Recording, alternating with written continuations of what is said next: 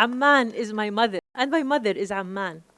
My mother's name is Zain. In Arabic, Zain means goodness, kindness, and beauty. And this is what both the city and my mom mean to me. I walk through a landscape of color, and color is also my map. Let me take you for a walk. When we were young children, me and my brother, as my sister was not born at that time, my mom used to take us to from our home in the first circle to go downtown.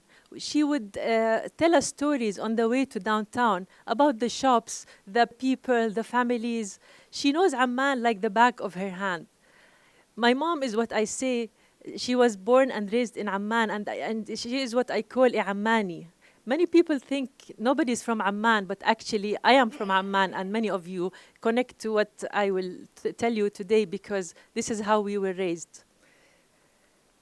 The downtown area, we call it in Arabic al-balad, so it represents like a country. The downtown was the hub of many beautiful things. We used to go there, indulging me and my brother in the knitting and sewing shops. They have shapes of colors and cloths that we would play with. It used to look like a vibrant painting coming to life. I vividly remember how the juice maker, maybe there were very few of them, he used to squeeze fresh juices. Only 3 types were available at that time: oranges, carrots, and apples. Nothing exotic, nothing organic, nothing of this, what they say now. The cinemas also, where the hub was downtown. You see the picture to far left is the Al Hussein, which is one of the buildings that's still there, but the cinema is not there anymore. We used to be to take off on Sunday as our day off at school, so we would go to the cinema to go for a morning show with my cousins and aunts. So it was like a big festival to be downtown with the family. And before the film would start at our time, I will not tell you when, but we would stand still because the national anthem was played. So they would put the picture of the king, the flag, and we would be like, in all respect. And even if you forget to get your popcorn or you get your juice, it's okay because there will be a tray and the boy will be coming around in the cinema saying, popcorn, popcorn, popcorn. So we were completely distracted by all these sounds, but it was kind of what we got used to. Now, if somebody in the movies will talk, I will ask the security to take him out, Even getting sick was fun. If my fever was 40, it was so much fun because I know that at the end of the doctor's visit, Dr. Muhammad Gharaibeh, there was a beautiful shop that sells toys. So every time I got sick, it means a new toy and a very nice toy because it was like the nice brands at that time because everything was in downtown. My father also, we continued the walks with him. He loves his books, so we would buy piles of books with him in kiosks and bookshops downtown. Not to forget that his favorite, freshly, roasted peanuts on the way back home. All these images that you see in the back was like how we grew up, this city, the beautiful scenes that we always see. And another beautiful walk was between our home and my grandfather's house to something we call the garden or al-bustan in Arabic, because sometimes the garden used to be not part of the house, but actually few blocks from the house. My grandfather, may God bless his soul, was my mentor. He was like my inspiration. He made a life from rags to riches, and he gave us all the opportunities that we could ever dream of at that time.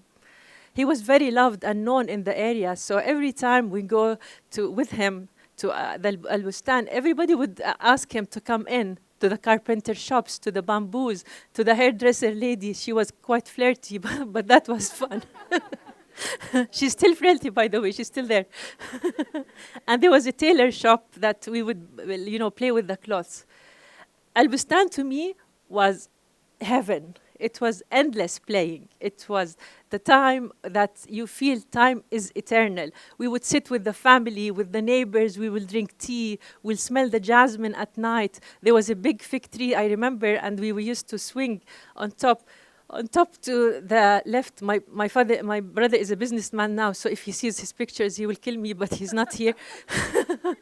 So you see the photos of us, me and him, basically most of the time. mainly in the Bustan. And then I vividly remember standing there in this area, and I look at this side and I see the big black stone building standing still, which marks until today the beginning of Rainbow Street. And if I look on the other side of the hill, there's a beautiful church that also is one of the main monuments in Jabal Webda until today.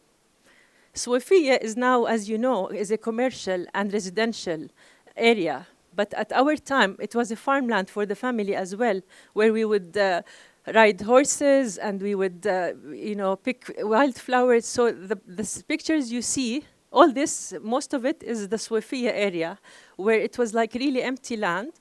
And we would ride also bicycles and play with the neighbors. We had very few neighbors because it was kind of in the middle of nowhere, even though it was only 15 minutes from the city center. But it developed so fast, like the picture down, you see me and my brother and my little sister. This is where the house of my father is now. Of course, we turned it into very landscapey, slick, funky, I don't know what. It used to be like very cute with a lot of like normal trees and so on. Now it became more kind of trendy, modern to go with the new image of what's happening in the city. So all this is like life seems eternal at such moments. The smell of coffee, I love it. I remember the farmer's wife would make coffee and pour it in small cups, and she would present it to the ladies around her. They would drink the coffee, and then after they finish, they will put the cup upside down so she could read the fortune. So a world of the seen and the foreseen lies in this small cup. All these images of the citadel that witnessed layers of civilizations that still stands there guarding our city. I will not go into Neolithic and Ghain Ghazal and so on. You can read this in the books, but I'm telling you the image of how beautiful the citadel still is. And the echo of the call of prayers at the golden sun while the birds are flying. The faces of the people. The smell of the jasmine, the smell of the lemon trees, the beautiful old houses that still, some of them exist. The house underneath is the Yaish house in Jabal Webde, which now is hosting the Petra National Trust. So it's still existing, it's still renovated, it's still going on. The smell of and taste of the tea with mint served in small glasses. All this is Amman to me. And I thought, you know what, I want to commemorate this. I want all this beauty to be put in one place. So I published a book that I put all my writings, my paintings, my photography in one book. And it was a love letter to Amman. This was my love letter to Amman. I self-published it. So the reason it wasn't like a commercial, it was actually what I wanted to share, the beauty of my city to the world. And I gave it mostly as gifts. Don't ask me so now because I have only a few. But so, and then I thought, this is not enough for me. I still want to share this walk. I want to share this passion to my city with whoever wants to join me, whether it could be a visitor, a traveler, a cousin, whoever wants to join me in a walk according to his or her interest and according to their time. So the walk I do now, it could be a walk of art and crafts. It could be architectural. It could be archaeological, historic, food. It could combine more than one of the above, or it could be a mix of all. But always, I try to do a twist in my walks, so it'll be a fun experience for my visitors. So I remember one day I happened to take a Hollywood celebrity to a downtown. I will not mention her name for copyright probably. So I told her, she, can we just pass by this DVD shop? She said, yeah, sure, why not? She was American. And then she was like cool and whatever. So we went to this shop, and the guy in the shop looked at her, never recognized her. She was very thin, slim, with her glasses on. And I told him, do you have her series? So he said, yes, of course, I have this and this and that. So he was showing us around. And I remember she said, I want to see season 5. Okay, here's season 5. I said, oh, the photos are very different than what we have in the States. I was like, forget about it. Even how much we sell the DVD is 1 JD. And if we buy 5, we get 1 free. So actually, I'm buying season 1 because I want to understand who you are, because, you know. Another day was, I was at the National Gallery of Fine Arts, and I had a couple visitors, and they looked at this beautiful painting by Kulthum, our iconic Egyptian singer, red and with her also black glasses. And they said, oh, who's this lady, you know? I was like, she's an Egyptian singer, and she was on the Time magazine, and, you know, I was explaining my story to them.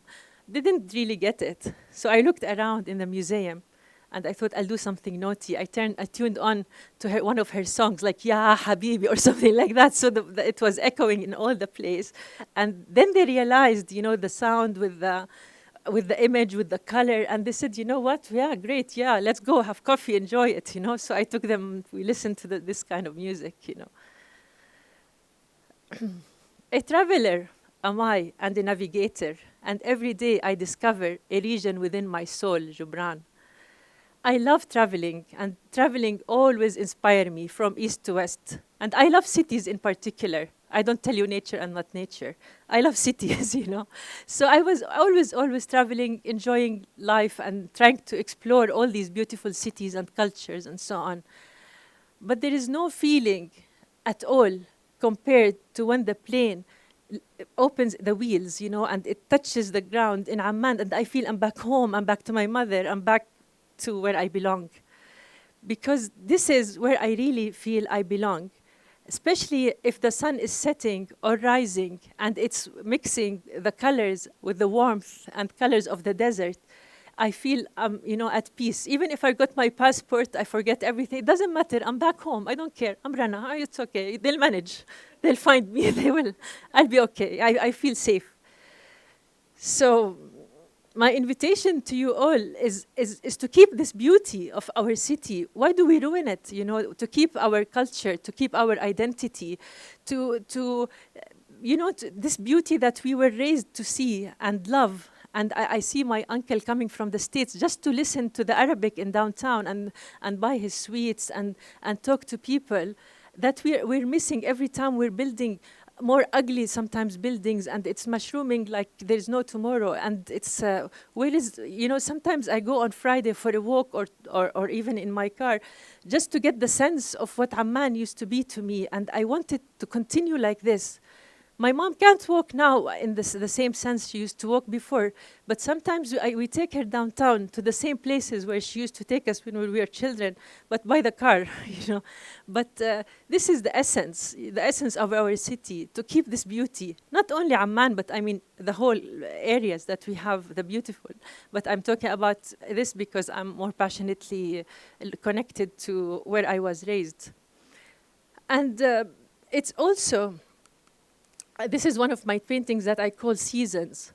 It's also to enjoy the seasons, to what they say in Latin, Carpe Diem, to enjoy the moment, to seize the moment, to enjoy what we have and to try to protect it and preserve it with whatever we can, whenever we can. And this is always my story. It's not about money, it's not about anything. It's about a passion that I want people to see and to respect and love and to protect.